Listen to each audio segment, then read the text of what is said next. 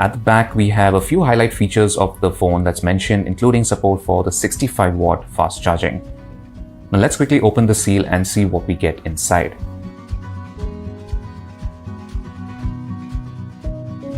Now we have a little paper sleeve here which has the instruction leaflets and a case. Next up is the Realme 7 Pro itself. Now this is the mirror blue color that I have. Let's place it aside and see what else is there. This is the Super Dart fast charger, and as you can see, it has an output of 65 watts. Next is a USB cable, and finally it's the SIM eject tool, and that seems to be pretty much it. Okay, so now let's take a look at the Realme 7 Pro. As you can see, I've gone ahead and set it up and installed a bunch of basic apps. And first of all, before we get into some of the features and stuff, let's take a look at what the phone has to offer on the outside. So over to the right, we have typical placement of the power button. We have the volume buttons on the left. Down at the bottom, as you can see, we have the 3.5mm headphone jack, USB port, and the speaker. There's also a SIM tray over here. This can accommodate 2 nano SIMs and a micro SD card all at once, which is cool.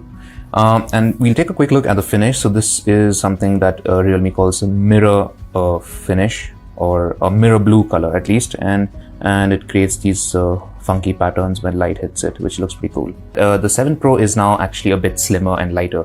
So the 7 Pro weighs around 182 grams, so it's a tiny bit lighter, and it's slimmer as well at around 8.7 millimeters. But the big addition I think that Realme has made, a couple of big additions, and one of them definitely is stereo speakers. So finally, the Realme 7 Pro finally gets stereo speakers. So you have the bottom firing one, and you have the one on the top as well. The earpiece also doubles up as a speaker. And not only that, if you go into the settings, these speakers also support Dolby Atmos enhancement. So here you can see Dolby Atmos is active currently for the 2 speakers. You can select a bunch of different modes. Now the second big change, of course, is the display itself. It's not the size, it's still a relatively large display. This is a 6.4 inch panel, but instead of an AMOLED, instead of an LCD display, Realme has switched to a Super AMOLED panel, which is really nice to see. So the bezels are fairly slim. There is a bit of a chin, but it's not that much of a bother, and we have a hole punch cut out in the display. But again, we will get to the cameras in just a bit.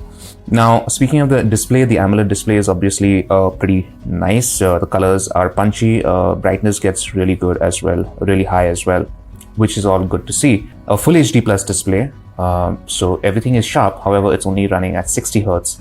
The Realme 7 Pro is still running on the Snapdragon 720G, which, don't get me wrong, is still a good chip. I don't have any major complaints. Now the 7 Pro is going to be available in 2 variants. You're going to have a 6 GB of RAM and 128 GB of storage.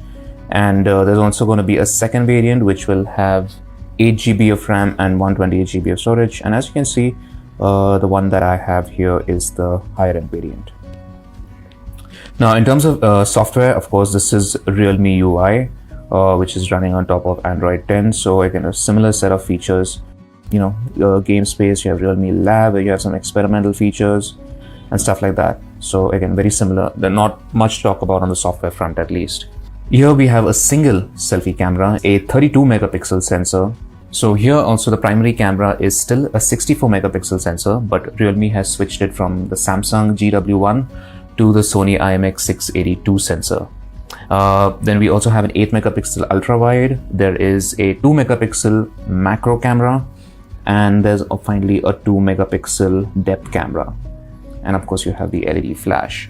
However, Realme has added a few new features in the camera app. So if you open the camera app and go to video, first of all, you'll see there is a new ultra night mode. Now this should give you brighter footage, I'm guessing, when you're recording in low lights, but you also get a bunch of new filters this time, and these are modern gold, cyberpunk, flamingo. So again, these are some new color filters that you can use in night mode again. Now a couple of other things that I want to go over before we wrap up this first look video. You do get an in-display fingerprint sensor because this is an AMOLED display. So as you can see, there is an always on display as well as an in-display fingerprint sensor, which seems to work decently well.